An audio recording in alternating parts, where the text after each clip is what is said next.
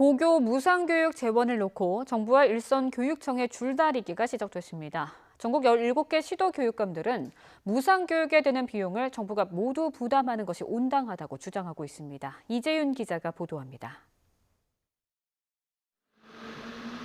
17개 시도교육청 가운데 가장 큰 예산 부담을 하는 경기도는 정부와 교육청이 필요 비용의 절반씩 부담하는 당정청 발표에 강하게 반발하고 있습니다.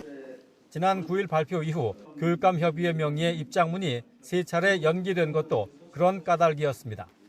각 시도마다 사정은 조금씩 다르지만 정부가 무상교육을 전부 담당해야 한다는데 이견은 없습니다. 지금 세수가 많이 거쳐서 지방교육재정에 여유가 있다 이런 말을 강조해서 합니다. 그런데 세수는 말 그대로 수입 예정표에 불과합니다. 언제 어떻게 변할지 알 수가 없거든요. 만약에 세수가 적게 거치면 그때는 어떻게 할 거냐 하는 겁니다. 시행 첫 해인 올 2학기는 지난해 발생한 세계 잉여금 2,500억여 원이 있어 교육청이 주머니를 짜내지 않아도 비용 마련이 가능합니다.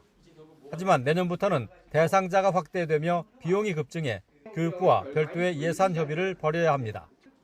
누리과정 예산을 놓고 정부와 힘겨루기를 해야 했던 상황이 반복될 우려가 커진 것입니다.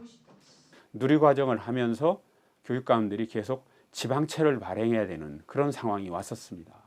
지금 상황에서 안정적인 재원 확보책을 가져가지 않는다면 나중에 교부금이 늘어나지 않는 상황, 그럴 때는 아주 상당히 곤란한 상황이 발생하는 거죠.